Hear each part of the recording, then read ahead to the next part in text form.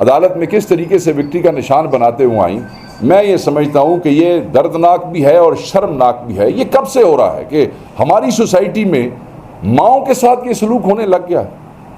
हम कहते रहे हैं कि माएँ बेटियाँ उठा रहे हैं, ब्लैकमेल करने के लिए उठा रहे हैं, आईनी तरमीम करने के लिए लोगों की फैमिलीज, उनकी माएँ और बेटियाँ उठाई गई हैं। मगर आप देखें कि हाँ, हम ये तो बताते रहे हैं कि कश्मीर के अंदर, इंडियन ऑक्यूपाइड कश्मीर के अंदर एक इतने साला बुजुर्ग औरत को पुलिस ने पकड़ लिया। पकड़ने वाले को भी मैं तो उसकी अकल के ऊपर हैरान हूँ कि बिल्कुल बेशर्म हो चुके हैं और बेहया हो चुके हैं पकड़ने वाले। और मुझे तो ये समझ नहीं आ रही कि वो जज साहब जिनके सामने पेश किया गया, मैं अब उनके बारे में भी क्या कहूँ, उन्होंने भी रिमांड जो है वो ग्रांट कर दिया। ये इस मुल्क की जो हमारा सोशल फैब्रिक है, ये जो इस्टेब्लिशमेंट के टाउट्स हैं, इन टाउट्स ने हमारे इस मुल्क का सोशल फैब्रिक ही तबाह कर दिया। एक तरफ 83 साल बूढ़ी माँ को उठा लिया जाता है, दूसरी तरफ जो हमारी माएँ बहनें जेलों में हैं, जैसे बुशरा बीबी का मैं जिक्र करूँगा, उनके सर से चादर उतार के उनके बालों की तलाशी तक ली जाती है अदालत में पेश करने से पहले। ये इस कौम में सुधार पैदा करने की कोशिश कर रहे हैं। वो जो 83 साल बूढ़ी दहशतगर्द उठाई है, उससे पूरी रियासत को ख़तरा हो गया था कि शायद शहबाज शरीफ की हुकूमत चली जाएगी, शायद ये 83 साल औरत जो है वो मरीम नवाज़ की हुकूमत गिरा देगी। मैं ये समझता हूँ कि इससे ज़्यादा शर्मनाक और दर्दनाक मामला वो नहीं हो सकता। इस मजाक बना दिया इन्होंने, हमारे कानून का मजाक बना दिया इन्होंने, हमारे सिस्टम। सवाल आइन और कानून की हिफाजत और इंसाफ की फराहमी का जिम्मा जिन जजेस और अदलिया के सर है, उनसे मेरा सवाल है कि क्या पाकिस्तान एक दस्तूरी मुल्क है या फ़र्द वाहद या चंद लोगों के हाथ खेलने वाला मुल्क है कि आपने उनको खुली आज़ादी दे दी है? कब आप इन चीज़ों का नोटिस लेंगे? कब आप ये देखेंगे कि आपके अपने सब्जेक्ट्स को, अपने लोगों को ऐसे ट्रीट किया जा रहा है कि जैसे शायद फ़लस्तीनियों के साथ इसराइली हुकूमत कर रही है? मैं आपको वो इमेजेस आपके साथ शेयर करूँगा। बुज़ुर्गों की कमर पे वो जो रबर बुलेट्स के निशान हैं, वो निशान ऐसे ही हैं जैसे कश्मीर या इसराइल के लोगों के हम दिखाते हैं लोगों को, और आज ये अपने लोगों के साथ ये कर रहे हैं।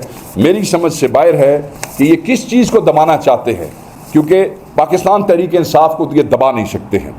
दूसरा, रियासत जमहूरी असूलों की पाबंद है या गैर मुंतखब गैर सियासी फॉर्म 47 के जाली जो MNAs MPAs की बुनियाद पे बनने वाली हुकूमत के हुक्मरान हैं, क्या हम उनके पाबंद हैं?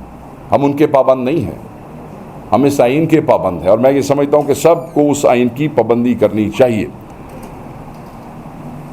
ताकत पर ये जो मोनोपोली है वो कुछ 24 करोड़ अवाम ने इस्टेब्लिशमेंट को नहीं दे दी है कि आप उस ताकत के सर पे जो है वो इसी अवाम को सर करने की कोशिश करें और इनके ऊपर जुल्म जबर जो है वो आप करें।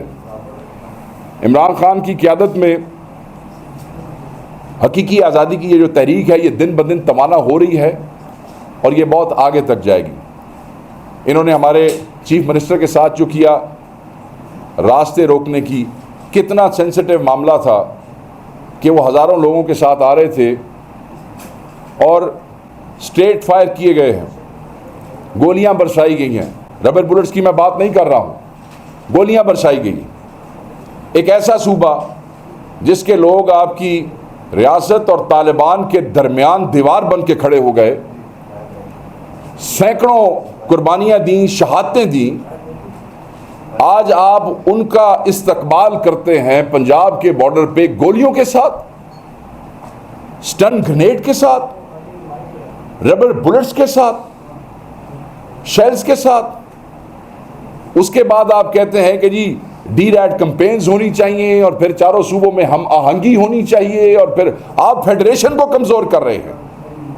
जब आप एक पख्तून के ऊपर गोली चलाएंगे इस्लामाबाद में खड़े होकर, आप फेडरेशन के अंदर इंतशार पैदा कर रहे हैं, आप फेडरेशन को तबाह करने की कोशिश कर रहे हैं। निहत्ते लोगों के ऊपर जिस वक्त आप गोलियां बरसा रहे हैं, ये पाकिस्तानी हैं, ये आपके अपने लोग हैं। तो मैं ये समझता हूं कि आप जो मर्जी कर लें, आप उनका ज़र्फ देखें कि 4 पुलिस वाले एक मुकाम पे और 3 पंजाब पुलिस के एहलकार दूसरे मुकाम पे रेस्क्यू किए। उन्होंने उस एग्रेसिव मॉब से जिस पे पंजाब पुलिस की तरफ से गोलियां चलाई जा रही थी। बड़ी मुश्किल से रेस्क्यू किया उनको, लोगों से निकाला, क्योंकि लोग गुस्से में थे। मॉब का आपको अंदाजा है कि जिस वक्त शेलिंग हो रही हो, आगे से गोलियां चल रही हो, तो फिर उन्हीं के बंदे अगर काबू आ जाए तो क्या होता है। मगर आप उन्हें देखेंगे जो गोलियां चलाने वाले भी थे, उनको भी रेस्क्यू करके उनकी फोर्स के हवाले किया गया है। इसको ज़र्फ कहते हैं और इसको पाकिस्तानियत कहते हैं। इसको पाकिस्तानियत नहीं कहते कि आप अपने ही लोगों के ऊपर गोलियां चलानी शुरू कर दें। सो मैं ये समझता हूँ कि वो आपको बांग्लादेश की मिसाल याद होगी। लोग इनकलाब की बात करते हैं, मैं सिर्फ अबू सईद की बात करूँगा। वो नौजवान आपको याद है जो बांग्लादेश में पुलिस के सामने ऐसे हाथ करके खड़ा हो गया था, और फिर उसको एक फायर किया, फिर उसको दूसरा फायर किया, और वो वहाँ पे शहीद हो गया। यहाँ ऐसा ना हो कि हर दूसरा आदमी अबू सईद हो। आप परहेज करें, आप मत ऐसे मौके जो हैं वो फराहम करें अवाम को, कौम को, जिस पे उनका खौफ तो ख़त्म हो गया। पिंडी में खौफ ख़त्म था, रबर बुलेट्स आ रही थी, नौजवान सामने खड़े थे, आपने खुद विजुअल दिखाए। शेलिंग हो रही थी, कोई घरों में नहीं भाग रहा था, खड़े थे, बर्दाश्त कर रहे थे। आम पब्लिक शामिल होकर उनको सपोर्ट कर रही थी। और आपने ये भी देखा, एक दो इंटरनेशनल चैनल्स ने दिखाया कि सादा कपड़ों में मलबूस लोग वो सीधे जो है वो फायर कर रहे थे। सादा कपड़ों में मलबूस लोग, मुझे नहीं समझ आ रही कि उसका क्या मकसद था। बहरहाल एहतजाज हो रहा है, और ज़्यादा फोर्स से होगा। फोर्स से मुराद यह और ज़्यादा जज्बे से होगा, वलवले से होगा, और ज़्यादा तवानाई से होगा। कोई नहीं रुकेगा। ये मोमेंटम हम बिल्कुल ख़त्म नहीं होने देंगे। हमारी तारीख पुरअमन सियासी जदोजहद से इबारत है।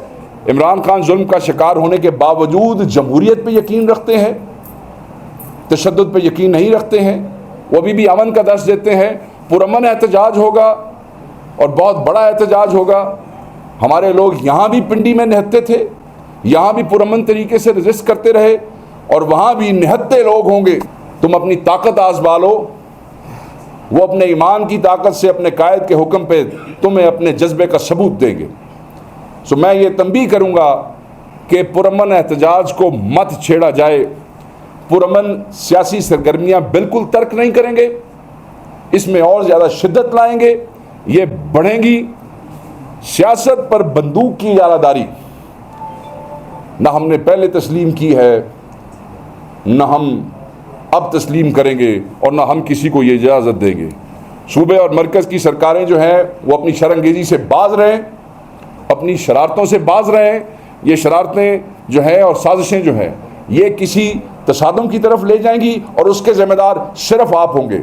जब निहत्ते के ऊपर आप बंदूकें लेके खड़े होते हैं तो फिर आप ज़िम्मेदार हैं, निहत्ता आदमी ज़िम्मेदार नहीं है। रुकावटें पैदा न करें। स्टेट की जिम्मेदारी है प्रोटेक्शन। आप प्रोटेक्शन दें, आप प्रोटेक्शन दें हमें, यह हमारा आईनी हक है। ना कि तुसी डांगा सोटे बंदूका लित्र लैके साढ़े वास्ते खड़े हो जाओ, बल्कि तुसी साड़ी हिफाजत वास्ते खड़े हो। किसी भी कारकुन को